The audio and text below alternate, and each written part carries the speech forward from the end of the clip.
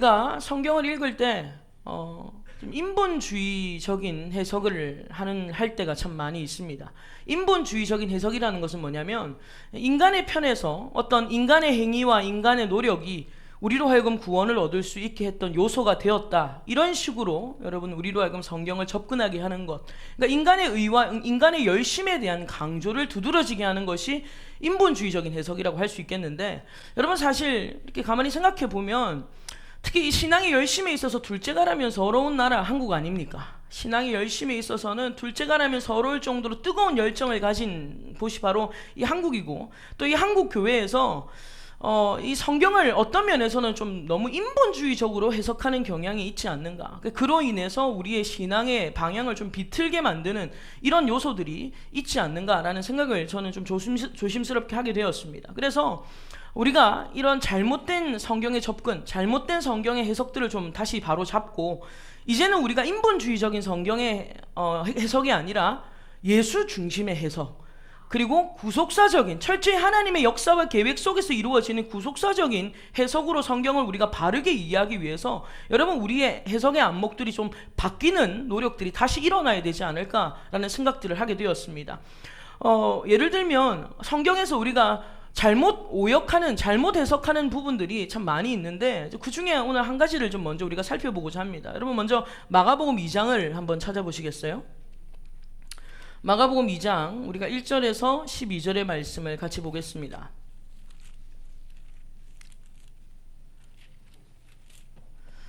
자, 신약성경 54페이지 마가복음 2장 1절에서 12절 같이 읽어 내려가겠습니다. 수일 후에 예수께서 다시 가버나움에 들어가시니 집에 계시다는 소문이 들린지라 많은 사람이 모여서 문 앞까지도 들어설 자리가 없게 되었는데, 예수께서 그들에게 도를 말씀하시더니 사람들이 한 중풍병자를 4사람에게 메워 가지고 예수께로 올세 무리들 때문에 예수께 데려갈 수 없으므로 그 계신 곳에 지붕을 뜯어 구멍을 내고 중풍병자가 누운 상을 달아내리니, 예수께서 그들의 믿음을 보시고 중풍병자에게 이르시되 작은 자야 내 죄사함을 받았느니라 하시니, 어떤 서기관들이 거기 앉아서 마음에 생각하기를 이 사람이 어찌 이렇게 말하는가, 신성모독이로다. 오직 하나님 한 분 외에는 누가 능히 죄를 사하겠느냐.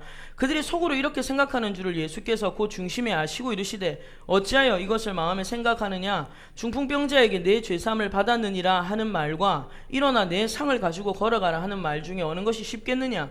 그러나 인자가 땅에서 죄를 사하는 권세가 있는 줄을 너희로 알게 하려 하노라 하시고 중풍병자에게 말씀하시되 내가 내게 이르노니 일어나 내 상을 가지고 집으로 가라 하시니, 그가 일어나 곧 상을 가지고 모든 사람 앞에서 나가거늘 그들이 다 놀라 하나님께 영광을 돌리며 이르되 우리가 이런 일을 도무지 보지 못하였다 하더라. 아멘.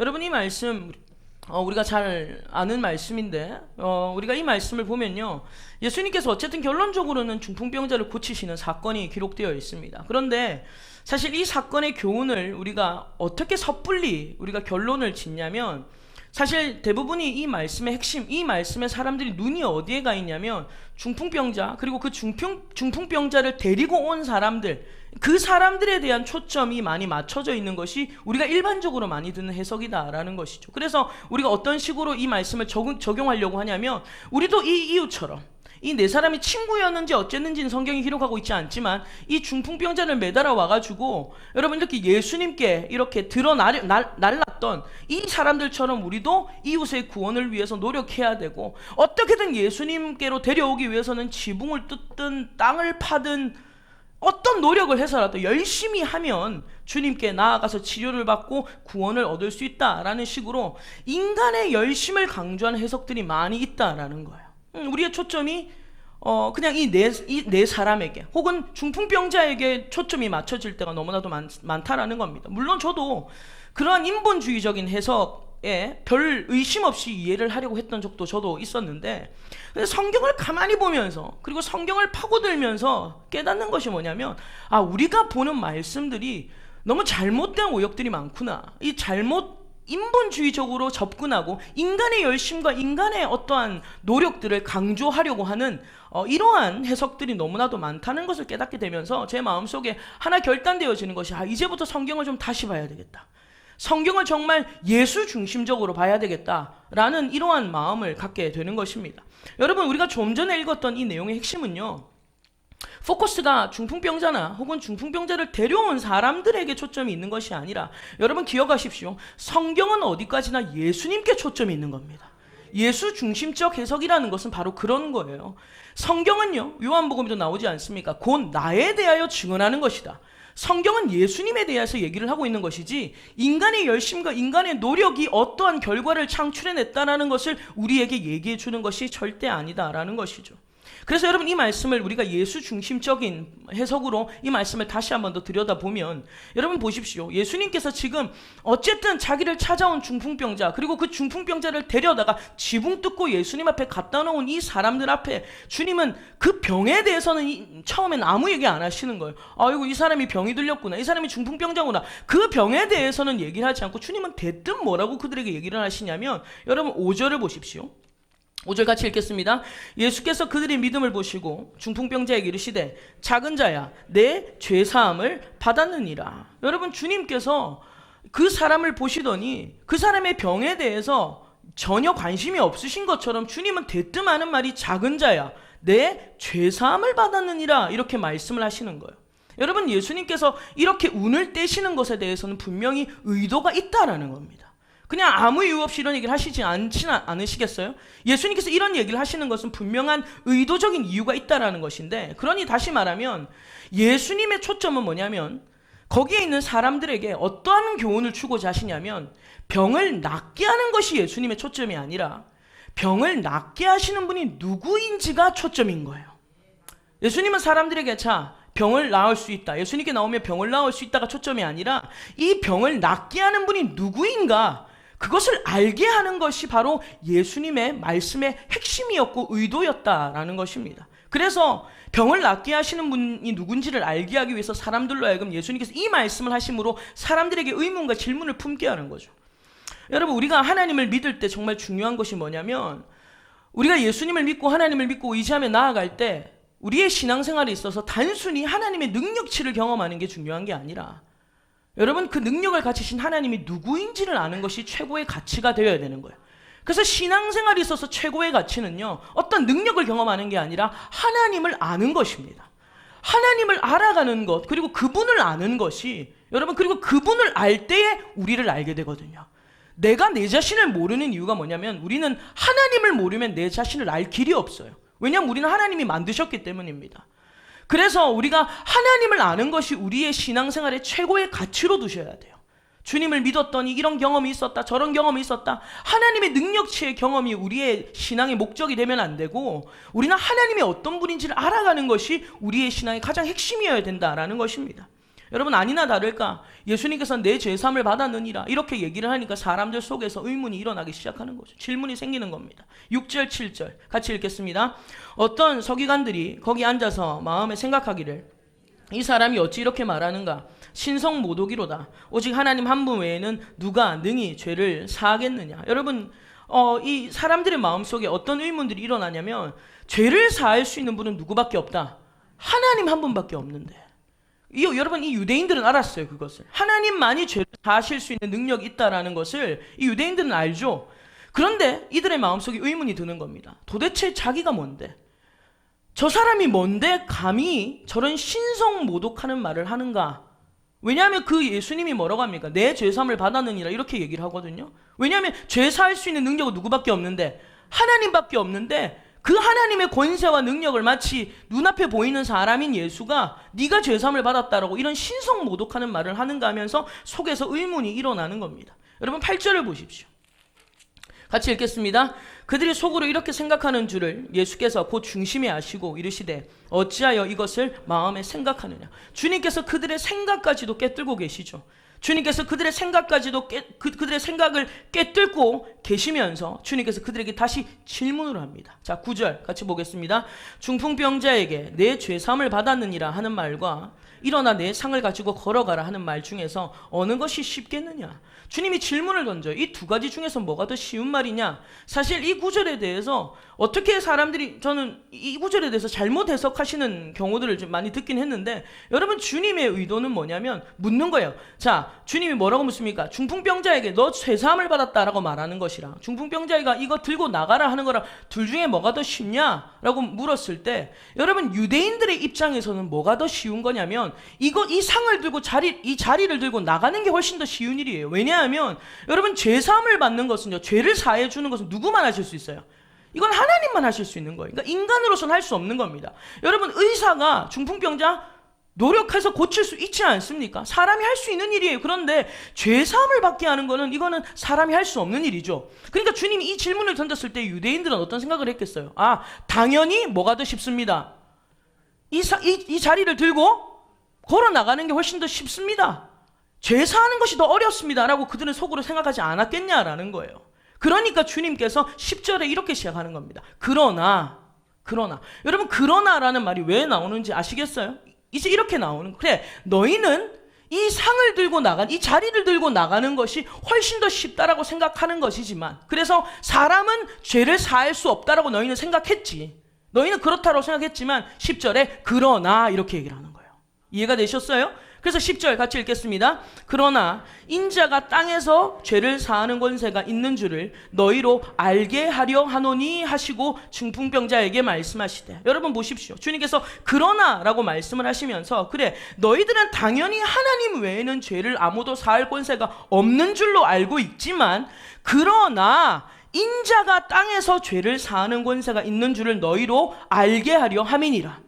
그러니 주님께서 지금 이 중풍병자를 고치는 게 목적이 아니라 그 병을 고칠 수 있는 능력이 누구에게 있으며 바로 그분이 누구인지를 드러내려고 하시는 말이에요. 거기 있는 사람들에게 알려주는 겁니다. 그러니 주님께서 이 구절에서 예수님이 강조하고 있는 게 뭐예요? 바로 내가 죄를 사할 수 있는 하나님이다라는 거예요.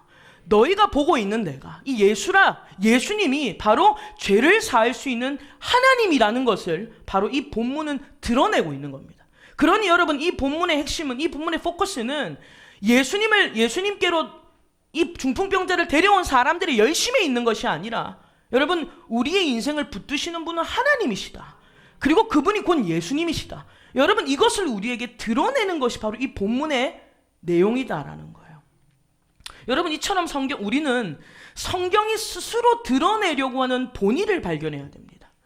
우리가 성경을 읽으면서 우리의 경험과 우리의 계산과 어떤 우리의 가지고 있는 이성과 논리로 성경에 달라붙어서 이건 이런 뜻일 거야, 이건 저런 뜻일 거야, 우리가 인본주의적으로 하나님의 말씀을 해석하려 하면요, 오히려 예수님은 가려져요.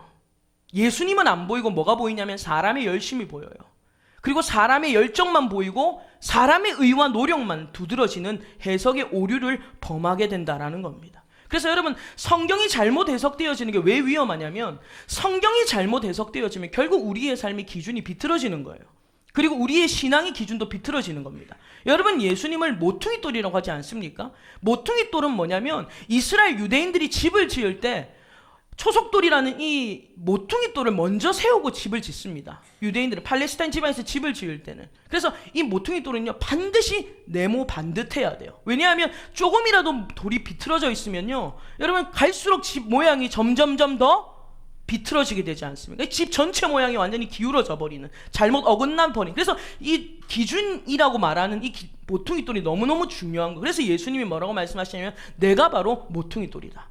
오늘 우리가 하나님의 말씀 안에서 예수님을 발견하지 못한 채 인간의 열심과 인간의 의와 인간의 노력들이 우리의 밑바탕이 되어버리면 하나님의 말씀을 우리는 예수 그리스도 안에서 발견되어지는 것이 아니라 인간의 열심과 의로만 강조되어지니까 결국 설교가 뭐가 되냐면요, 그냥 윤리적이고 도덕적인 교훈밖에 안 되는 거예요. 그러니 이 말씀을 잘못 이해하면 어떻게 이해가 됩니까? 아, 우리도 중풍병자를 도운 이 사람들처럼 우리도 열심히 도와야 되겠다. 우리도 그냥 여러분 그렇다고 열심히 돕지 말라는 말 아닙니다. 아파하는 사람, 어려운 사람 보면서 그냥 가만 내버려 두라는 것이 아니라 기준의 우선이 뭐냐는 거예요. 가장 밑바탕이 뭐냐는 것을 강조를 하는 것입니다. 그래서 우리가 하나님의 말씀을 이해할 때에 인본주의적인 방법으로, 인간이, 예수님이 가려진 채 인간적인 방법으로 성경을 이해하고 그냥 무조건 열심히만 하면 됩니다. 여러분, 이러한 쪽으로 흘러가면 성경은요 그냥 어디 강연을 듣는 윤리와 도덕에 지나치지 않는다라는 거예요. 그러나 하나님의 말씀은요 윤리와 도덕을 뛰어넘는 것입니다. 왜? 그분은 율법을 완성하신 분이기 때문에. 율법을 어긴다는 의미가 아니라. 그래서 우리가 하나님의 말씀을 봄에 있어서 이런 인본주의적인 해석에 있어서 우리가 조심해야 된다라는 것이죠.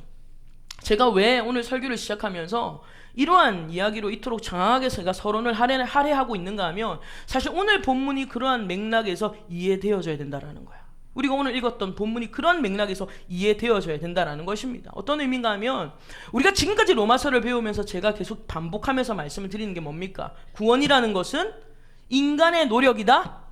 아니다라는 거죠. 구원이라는 것은 인간의 노력이라든지 아니면 인간의 노력의 결실이나 우리의 행위의 산물로 이루어지는 것이 아니라, 여러분, 이 구원이라는 것은 전적인 하나님의 은혜로 귀결돼야 된다. 전적인 하나님의 은혜다라는 것을 지금 우리가 로마서를 통해서 계속해서 확인을 하고 있는 것입니다. 여러분, 우리가 어떻게 열심을 내었기 때문에 구원을 얻은 것도 아니고 또 누군가가 실패했기 때문에 덕분에 우리가 구원을 얻은 것도 아니라고 말씀을 드렸습니다. 그 말은 우리의 행위에 어떠한 행위나 조건이나 노력은요 우리가 구원을 얻는 데 있어서는 전혀 영향을 미치지 못한다라는 거예요. 1%도 여러분의 노력과 여러분의 수고와 여러분의 행위는요 1%도 하나님이 우리를 구원하신 것에 대해서는 전혀 영향을 미치지 못한다라는 것입니다. 여러분, 지금 제가 오랜만에 이 로마서를 전하기 때문에 여러분들이 기억을 하실런지는 모르겠습니다만 제가 저번에 이런 말씀을 드렸어요. 우리가 오늘 읽었던 이 로마서의 본문을 잘못 이해를 하면, 여러분 본문으로 다시 돌아가 보시면 우리가 지난 시간에 13절, 이제 13절부터 우리가 말씀을 보았었는데 13절에 보면 이제 이런 말씀이 있죠. 11절에 보면 이런 말씀이 있습니다. 11절, 본문 11절 같이 읽겠습니다. 그러므로 내가 말하노니 그들이 넘어지기까지 실족하였느냐? 그럴 수 없느니라. 그들이 넘어짐으로 구원이 이방인에게 이르러 이스라엘로 시기 나게 함이니라. 그들의 넘어짐이 세상의 풍성함이 되며 그들의 실패가 이방인의 풍성함이 되거든 하물며 그들의 충만함이리요. 아멘. 여러분, 우리가 이 말씀을 자칫 오해하면 어떤 의미라고 말씀을 드렸냐면, 마치 이방인들이 구원을 받은 것은 누가 넘어졌기 때문에, 유대인들이 넘어졌기 때문에, 유대인들이 실패를 했기 때문에 이방인들이 어부지리격으로 구원을 얻은 것이다 라고 이해할 수도 있지만, 사실 이 말씀은 절대 그런 의미가 아니라고 말씀드렸어요. 하나님은 처음부터 모든 민족이 구원을 얻기를 원하셨어요.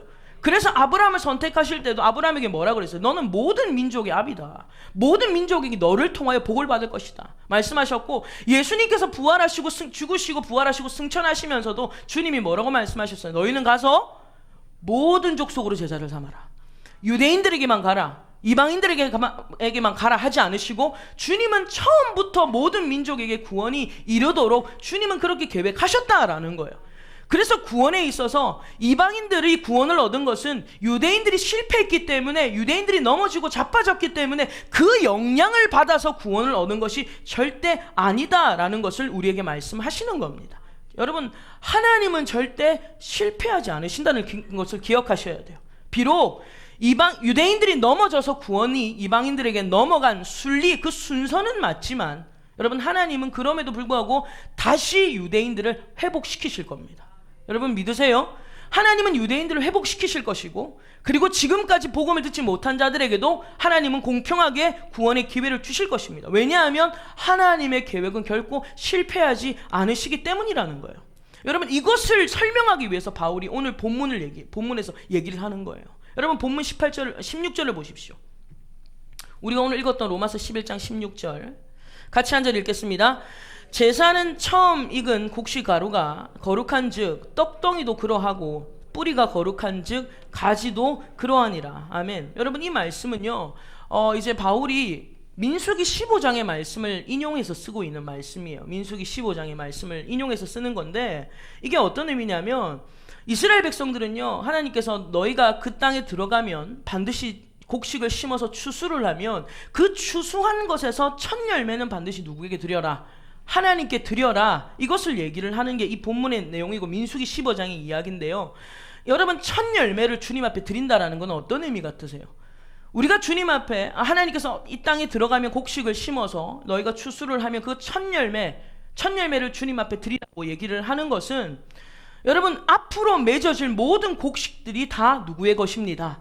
하나님의 것입니다 라는 것을 고백하는 의미로 신앙의 표를 드리는 겁니다. 여러분 믿으세요? 그래서 이게 어떤 개념이냐면 11조의 개념이 바로 그런 겁니다. 여러분, 우리는 보통 11조 그러면 10분의 1을 떼어 주님 앞에 드리는 것이다 정도로는 알고 있죠. 그런데 하나님 앞에 10분의 1을 떼어 드림에 있어서 기억해야 될 것은 11조만 하나님의 것은 아니에요. 여러분들이 월급을 받아서 거기서 11조를 정확하게 떼서 하나님 앞에 드리는 거, 그래서 나는 11조 했다, 나는 온전한 11조 했다 라고 여러분들이 생각할지 몰라도 물론 잘하셨어요. 그리고 그렇게 믿음의 고백을 하셔야 됩니다.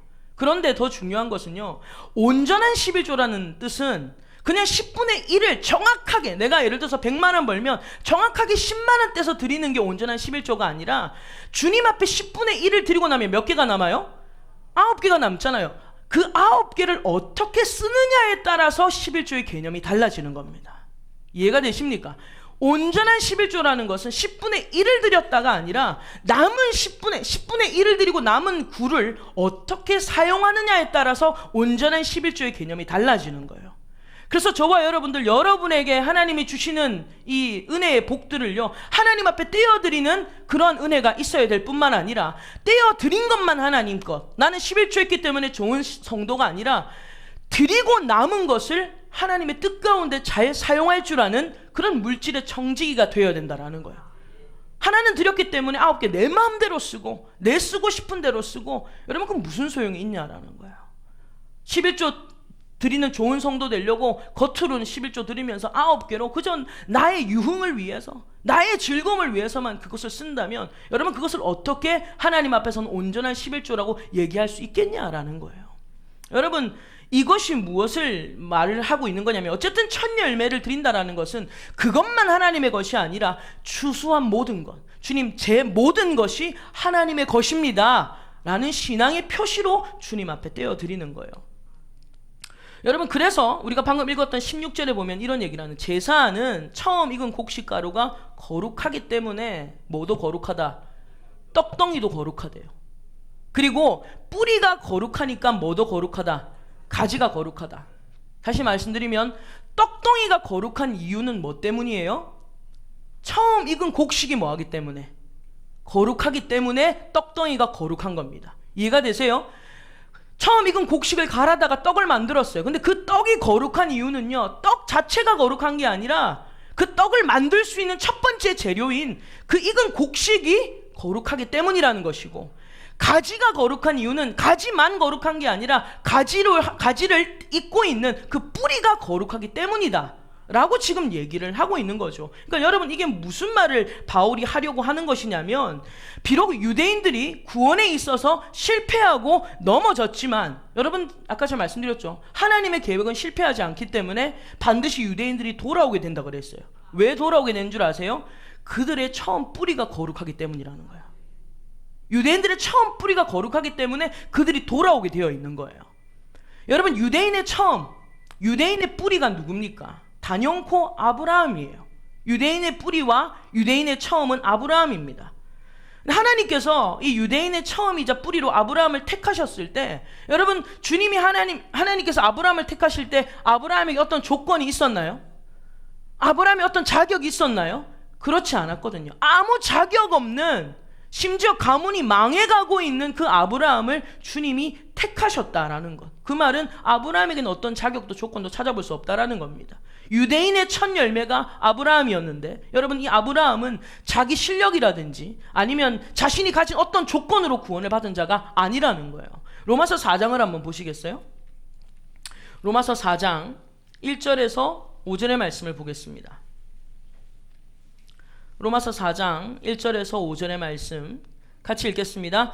그런즉 육신으로 우리 조상인 아브라함이 무엇을 얻었다 하리요? 만일 아브라함이 행위로서 의롭다 하심을 받았으면 자랑할 것이 있으려니와 하나님 앞에서는 없느니라. 성경이 무엇을 말하느냐? 아브라함이 하나님을 믿음에 그것이 그에게 의로 여겨진 바 되었느니라. 일하는 자에게는 그 삭시 은혜로 여겨지지 아니하고 보수로 여겨지거니와 이를 아니할지라도 경건하지 아니한 자를 의롭다 하시는 이를 믿는 자에게는 그의 믿음을 의로 여기시나니. 아멘.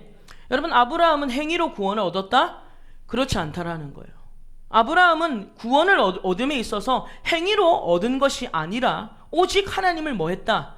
믿었다. 그런데 하나님을 믿은 것이 그에게 의로 여겨졌다라고 했어요. 여러분, 우리가 여기서 조심해야 될 것이 뭐냐면 믿음으로 구원을 받았다고 할 때 이 믿음은 행위가 아닙니다. 믿음으로 구원을 받았다는 것은 한마디로 말해서 그냥 공짜로 구원받았다 이런 뜻이에요. 이해가 되시죠? 왜냐하면 에베소서 2장 8절에 그런 말씀이 있죠. 너희가 그 은혜에 의하여 믿음으로 말미암아 구원을 얻었나니 이것은 너희에게서 난 것이 아니요 하나님의 선물이라. 그러니까 믿음으로 구원을 받았다는 것은요 우리의 행위가 아니에요. 내가 믿어야지, 여러분들이 믿음을 막 거기다가 결부시키고 내가 믿어야지 해서 믿은 게 아니라, 믿음이라는 것은요 하나님이 그냥 주신 선물이에요. 우리가 잘나서 준 게 아니라, 받을 자격이 있어서 준 게 아니라 하나님이 거저 주신 선물입니다. 그래서 믿음으로 구원을 얻었다는 것은 한마디로 공짜로 구원 얻었다 이런 뜻이에요. 이해가 되시죠? 저와 여러분들 예수님을 뭐함으로 구원받아요? 믿음으로 구원을 받습니다. 우리가 노력해서 구원을 얻은 게 아니에요. 그래서 믿음이라는 것은 바로 하나님이 거저 주신 은혜요 선물이다 라는 것이죠. 그래서 아브라함이 하나님을 믿었다는 것은 이건 하나님의 선물이지 아브라함의 행위로 얻은 것이 아니다라는 거예요. 그래서 여러분, 아브라함이 거룩하게 된 것은 뭐예요? 하나님의 은혜와 긍휼 때문입니다. 그러면 남은 유대인들도 그럼 어떻게 구원을 받을까요? 하나님의 은혜와 긍휼로 거룩하게 되는 거예요. 이해가 되시죠? 여러분, 떡덩이가 거룩한 이유가 뭐라 그랬어요? 처음 익은 곡식이 거룩하기 때문이고, 그리고 가지가 거룩한 이유는 뭐가 거룩하기 때문이다? 뿌리가 거룩하기 때문이다. 유대인들이 지금 비록 실패하고 자빠지고 넘어져 있지만 그들이 결국 돌아올 수 있는 이유는 뭐가 거룩하기 때문이다? 뿌리가 거룩하기 때문이에요. 그 뿌리가 바로 아브라함이었다라는 것입니다. 그래서 여러분, 유대인들이 구원에 있어서 실패한 것은 맞지만 그러나 이것은 유대인들의 실패이지 하나님의 실패는 아니에요. 하나님의 실패는 아닙니다. 앞서 제가 말씀드린 것처럼 우리의 성공도 마찬가지고요 우리의 실패도 마찬가지예요. 우리의 성공이나 실패 둘 다 하나님의 뜻을 이루는 데는 영향을 미치지 못합니다. 여러분들이 성공했다고 하나님의 뜻이 이루어지고 여러분들이 실패했다고 하나님의 뜻이 패하느냐? 절대 그렇지 않아요. 여러분이 성공했든 실패했든 하나님의 뜻을 이루어가는 데 있어서는 영향을 미치지 못해요. 하나님은요 하나님의 뜻을 하나님이 이루어 가십니다. 우리의 성공과 실패가 하나님의 뜻을 좌지우지할 수 없다라는 거예요. 그래서 여러분, 하나님은 전능하신 하나님이에요. 우리의 영향을 받아서 뜻을 이루는 분이 아니라 그분은 전능하신 하나님이다라는 거예요. 그래서 여러분 17절을 보십시오. 다시 본문으로 돌아가서 17절을 보겠습니다. 16절의 의미에 대해서 방금 말씀을 드렸고, 자 17절 보십시오. 17절 한절 같이 읽겠습니다. 또한 가지 얼마가 꺾이었는데 돌 감람나무인 내가 그들 중에 젖붙임이 되어 참 감람나무 뿌리의 진액을 함께 받은 자가 되었은즉. 아멘. 여러분, 이 말씀은요 참 감람나무 가지 얼마가 꺾여서 돌 감람나무가 젖붙임이 받게 된 것이 아니라 어떻게 이해를 해야 되냐면, 비록 참 감람나무에서 얼마가 꺾였지만 그럼에도 불구하고 돌 감람나무가 젖붙임을 받게 된 것, 이것은 하나님의 놀라운 은혜다라는 거예요. 그러니까 아까 말씀드렸죠. 유대인들이 실패했기 때문에 이방인이 구원을 받은 것은 아니다 이 말이에요. 하나님의 계획 속에 있었기 때문에 된 겁니다. 그러니까 참 감람나무가 꺾였기 때문에 자리가 생겨서 돌 감람나무가 젖붙임을 받은 게 아니라, 참 감람나무가 꺾여도 돌 감람나무를 붙여서라도 하나님은 일하실 수 있다 이 말이에요. 그러니까 이 말을 통하여 나타내는 건 뭐예요? 유대인 땡큐, 덕분에 이방인이 구원받았다가 아니라 하나님이 전능하시다, 하나님이 놀라우신 분이다, 이걸 우리에게 지금 얘기를 하고 있는 겁니다.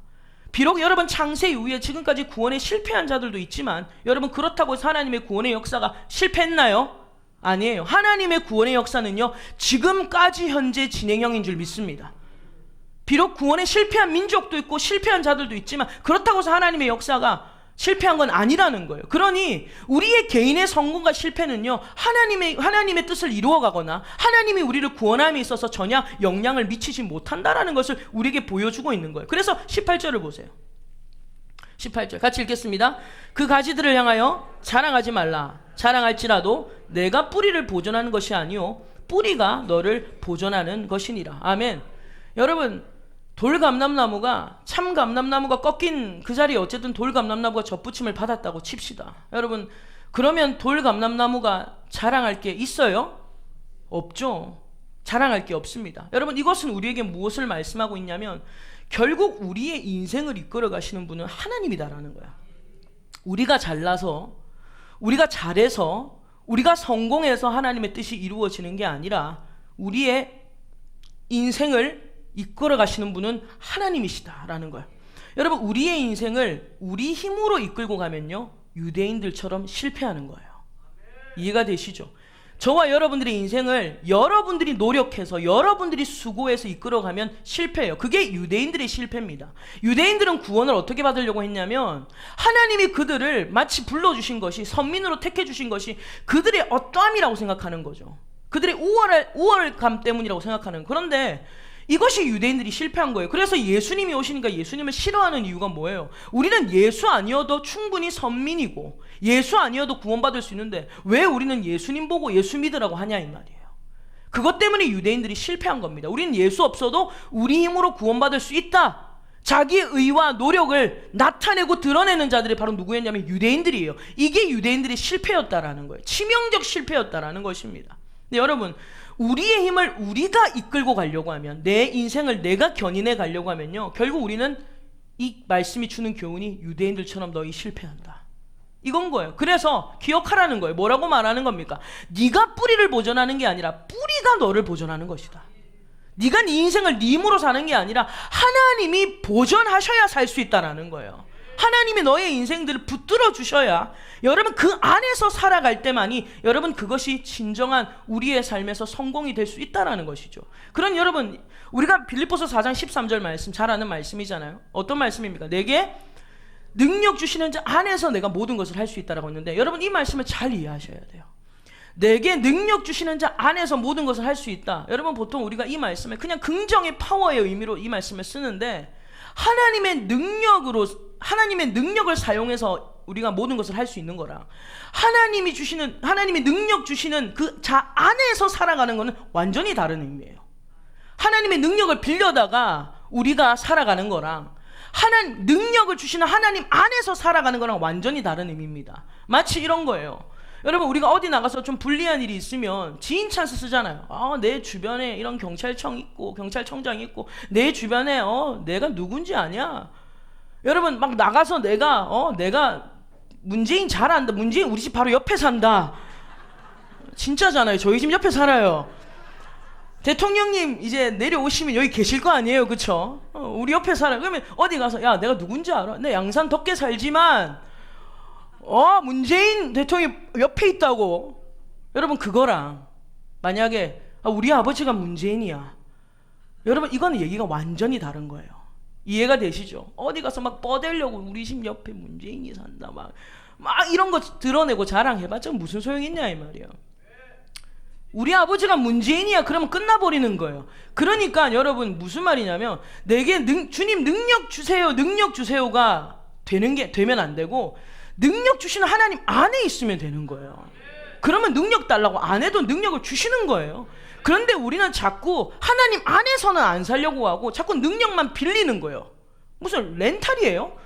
요즘에 시대가 아무리 렌트의 시대라지만 능력까지 렌트하려고 그러시네. 여러분, 우리가 하나님의 능력을 빌려다가 사는 자가 아니라 그분 안에 있는 삶이 훨씬 더 중요하다. 그래서 뿌리가 너희를 보존하는 것이지 너희가 뿌리를 보존하는 것이 아니다 라고 그렇게 지금 바울이 얘기를 하고 있는 것입니다. 그래서 저와 여러분들, 우리의 인생은요, 하나님의 열심을 빌려다가 하나님의 능력을 빌려다가 우리가 사는 것이 아니라 하나님이 보존하시는 삶 안에 있어야 여러분의 수고든 여러분의 열심이든 주님이 결산할 때 반드시 갚아주시는 거예요. 그런데 하나님 없이 무조건 열심히만 내는 것, 하나님 밖에서 열심히 내는 것은요 아무 소용이 없다는 거예요. 우리 신앙생활도 마찬가지예요. 무조건 열심히만 한다고 되는 게 아니에요. 이거 기억하셔야 돼요. 나 열심히 했는데, 난 나름 열심히 했는데 왜 이렇게 결론이 안 좋냐, 난 나름대로 열심히 살았는데 왜 이렇게 내 인생이 꼬이냐. 여러분, 무조건 열심히만 한다고 되는 게 아니에요. 신앙생활을 할 때 바른 기준을 세우셔야 되는데, 우리가 속담이 그런 말이 있어요. 지성이면 감천이다. 우리가 이런 생각이 머리에 박혀 있어요. 지성이면 감천이다. 여러분, 이게 무슨 말이에요? 우리가 열심히 하면 하늘이 감동해서라도 우리의 요구를 들어줄 거야. 여러분, 이런 인본주의 생각을 버려야 돼요. 오늘부터 이런 생각 버리시기 바랍니다. 내가 그래도 열심히 했으니까, 내가 열심히 했으니까 주님이 보상해 주시고 해주실 거야. 이건 인본주의 생각이에요. 아까 전에 얘기했잖아요. 내가 지붕 다 뜯고 데리고 왔기 때문에 이 사람이 고침받았어. 그거는 인본주의 접근이에요. 이런 생각을 버려야 돼요. 여러분, 마태복음 7장을 한번 찾아보세요. 마태복음 7장. 오늘 집사님께서 기도하실 때도 딱 이 구절을 얘기를 하시더라고요. 그래서 제가 말씀을 드리겠습니다. 마태복음 7장 7절에서 11절의 말씀을 같이 보겠습니다. 마태복음 7장 7절에서 11절 같이 읽습니다. 구하라, 그리하면 너에게 주실 것이요, 찾으라, 그리하면 찾아낼 것이요, 문을 두드리라, 그리하면 너에게 열릴 것이니, 구하는 이마다 받을 것이요, 찾는 이는 찾아낼 것이요, 두드리는 이에게는 열릴 것이니라. 너희 중에 누가 아들이 떡을 달라는데 돌을 주며 생선을 달라는데 뱀을 줄 사람이 있겠느냐? 너희가 악한 자라도 좋은 것으로 자식에게 줄 알거든 하물며 하늘에 계신 너희 아버지께 구하는 자에게 좋은 것으로 주시지 않겠느냐. 아멘. 우리는 보통 이 구절을 어떻게 씁니까? 지성이면 감천이다 이렇게 쓰는 거예요. 구하라, 찾으라, 두드리라, 정성을 다하면 줄 거야. 지성이면 감천이다, 인본주의식으로 해석을 하는 거예요. 그런데 제가 여러 번 말씀드렸어요. 이 구절의 핵심은 12절이에요 12절. 그러므로 이렇게 됩니다. 여러분, 그러므로라는 접속어는 모든 말을 결론 지어 얘기하는 거 아니에요? 자, 12절 같이 읽겠습니다. 그러므로 무엇이든지 남에게 대접을 받고자 하는 대로 너희도 남을 대접하라. 이것이 율법이요 선지자니라. 아멘. 여러분, 무슨 말입니까? 네가 남한테 대접받고자 하면 네가 먼저 남을 대접할 줄 알아야 된대요. 그 말은 무슨 말이에요? 여러분, 하나님께 자녀로서 대접받고 싶으면 우리가 하나님을 하나님으로 인정해 드려야 된다라는 거예요. 이게 먼저 되어야 된다라는 거예요. 하나님의 능력을 빌려다가 구하고 찾고 두드려서 주님 능력 좀 빌려주십시오. 능력 좀 주십시오. 주님의 능력을 렌트하듯이 빌려다가 쓸 생각하지 말고 하나님이 누구신지를 인정해야 돼요. 하나님 비록 지금 내 인생이 말 같지 않은 인생이라 할지라도 그럼에도 불구하고 하나님은 하나님이십니다. 하나님을 인정해 드리면요, 오늘 저와 여러분 능력 안에서 살아가게 되는 거예요. 뿌리가 보존하는 삶이 되는 겁니다. 그런데 여러분, 우리는 지성이면 감천이라는 인본주의 생각이 너무 많아요. 공들이면 된다, 하나님께 공들이면 주님이 해주신다, 떼쓰면 해주신다, 이런 잘못된 접근들로 말씀을 이해한다라는 거예요. 그러니까 하나님을 부려먹는 종으로 만들어 놓고 자녀 대접해달라고 하니까 여러분, 우리는 종의 자식밖에 더 되냐 이 말이에요. 주님은 우리 발밑에다가 두고 자녀 대접해달라 하니까 우리도 발밑에 있는 자식밖에 더 되겠냐 이 말이에요. 그래서 우리가 예수 믿어도 육신의 종으로 살아가는 이유가 거기 있는 거예요. 예수님을 내 육신의 도구로 자꾸 사용하니까 우리가 육신의 종이 되는 겁니다. 오늘 저와 여러분들 구하고 찾고 두드려야 되는 이유가 뭐냐면 하나님께 구해야 되기 때문이고, 하나님께 찾아야 되기 때문이고, 그 다음에 하나님께 두드려야 되는 것. 그러니까 하나님이 누구신지를 분명히 알아야 되는 거예요. 하나님을 하나님으로 인정해 드리지 않는 삶은요, 결국 하나님을 부려먹는 종으로 만들어 놓으니까 우리도 종의 자식이 되는 겁니다. 그래서 여러분, 기도하는 거 중요합니다. 구하고 찾고 두드리는 거 중요한데, 근데 여러분, 기도는요 하나님의 뜻을 이루기 위한 방편이지 우리의 욕심을 이루기 위한 방편은 아니에요. 리스트를 축 적어놓고 주님 하나하나 클리어하는, 여러분 주님이 우리의 리스트 클리어해 주시는 분이에요? 그거 아니잖아요. 버킷리스트처럼 죽기 전에 해야 될 일 막 적어놓고, 하나님 저 뒤지기 전에 이거 좀 하게 해주십시오 막 구하고 찾고 두드리고. 여러분, 하나님은 그런 분이 아니다. 기도를 그렇게 이용하라는 게 아니라는 거예요. 여러분, 무조건 기도를 열심히 해야 응답이 오는 게 아닙니다. 여러분 지금까지 기도 안 하셨어요? 나름 열심히 하셨잖아요. 근데 기도를 한다고는 했는데 솔직히 기도한 것에 비하면 별로 성과가 없는 것처럼 느껴질 때가 있는 거예요. 무조건 열심히만 해야 응답을 오는 게 아니라 바로 기도해야 돼요. 바르게 기도를 해야 돼요. 여러분 마태복음 6장을 보십시오. 한 장 앞으로 가셔서 7절을 보세요. 마태복음 6장 7절 같이 읽겠습니다. 또 기도할 때에 이방인과 같이 중언부언하지 말라. 그들은 말을 많이 하여야 들으실 줄 생각하느니라. 여러분 보세요.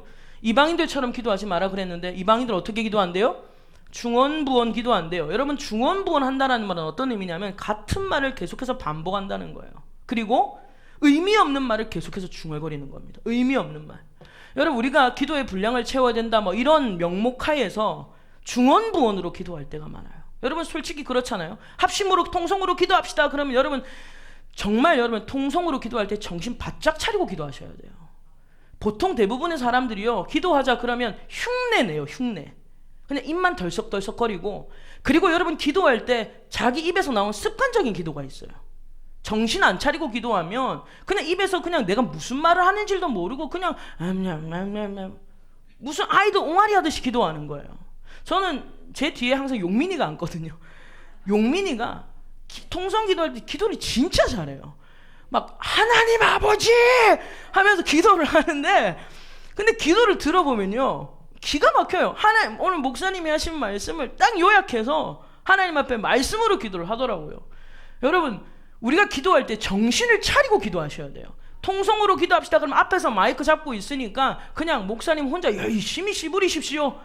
앉아가지고 조는 거 반, 딴 생각 반, 그냥 습관적인 기도 반, 맨날 도와달라 미십니다. 근데 그러고만 여러분 진짜 통성 기도하실 때 정신을 바짝 차려야 돼요. 이건 영적인 세계 이야기긴 하지만 여러분 우리의 기도를 하나님만 들으시는 게 아니라 마귀도 보고 있어요. 그러니까 우리가 정신 안 차리고 기도하면 그 입술을 누가 사용하겠어요? 마귀가 쓸데없이 사용을 하는 거예요.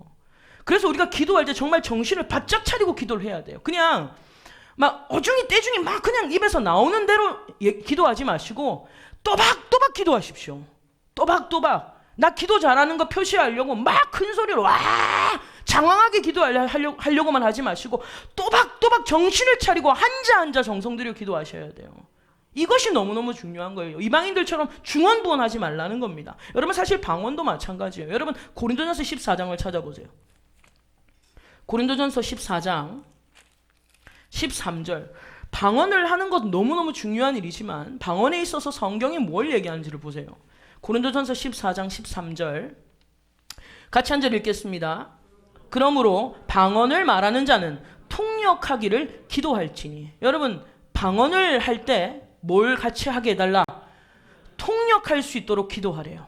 왜 그런 줄 아십니까? 6절부터 보세요. 그 앞에 6절부터 11절까지 같이 읽겠습니다. 그런즉 형제들아 내가 너희에게 나아가서 방언으로 말하고 계시나 지식이나 예언이나 가르치는 것으로 말하지 아니하면 너희에게 무엇이 유익하리요? 혹 필이나 검은 거와 같이 생명 없는 것이 소리를 낼 때에 그 음의 분별을 나타내지 아니하면 필이 부는 것인지 검은 거 타는 것인지 어찌 알게 되리요? 만일 나팔이 분명하지 못한 소리를 내면 누가 전투를 준비하리요? 이와 같이 너희도 혀로서 알아듣기 쉬운 말을 하지 아니하면 그 말하는 것을 어찌 알리요? 이는 허공에다 말하는 것이라. 이같이 세상에 소리의 종류가 많으나 뜻없는 소리는 없나니 그러므로 내가 그 소리의 뜻을 알지 못하면 내가 말하는 자에게 외국인이 되고 말하는 자도 내게 외국인이 되니라. 아멘. 보십시오. 바울이 뭐라고 얘기해요? 아무리 세상에 소리의 종류가 많아도 뜻없는 소리는 아무 소용없다라는 거예요. 여러분 아무리 우리가 여기서 지금 기도합시다 통성으로 기도해도 여러분 전부 다 중언부언 기도하면요 이것 전부 다 주님 앞에 상달 안 되는 기도지 않습니까? 무슨 소용이 있냐 이 말이에요. 그래서 여러분 바울은요 12절에 이렇게 얘기를 합니다. 12절 같이 읽겠습니다. 그러므로 너희도 영적인 것을 사모하는 자인즉 교회의 덕을 세우기 위하여 그것이 풍성하기를 구하라. 여러분 고린도 교회는요 은사가 되게 많은 교회였습니다. 그래서 바울이 이렇게 해요. 그래 너희가 영적인 것을 사모하는 교회인 건 내가 알겠다. 그리고 그것은 좋은 것이다. 영적인 것을 사모해라. 그런데 중요한 것은 덕을 세우기 위하여 교회의 덕을 세우기 위하여 풍성히 구하라는 거예요. 그냥 네 자랑하려고 구하지 말고 저도 방언을 받은 적이 있었는데 고등학교 때 수련회였어요. 그때 한창 방언 바람이 불어가지고 교회에서 애들이 전부 다 방언하고 싶어가지고 전부 다 할렐루야 코카콜라 난리가 날 때였습니다. 근데 기도를 하는데 이제 어떤 저보다 3살 정도 어린 애가 방언을 딱 처음에 기도하는데 방언을 탁 받는 거예요. 기도하는데. 그리고 나서부터 이제 막 방언이 막 이렇게 막 전이되는 이런 경험들을 한 적이 있었어요. 그런데 사실 방언을 하고 나면 어떤 마음이 드냐면 나 방언한다 이거야. 그 방언 못하는 사람들한테 할 줄 아냐 이거야. 여러분 방언 그따위로 쓰라고 주신 거 아니거든요.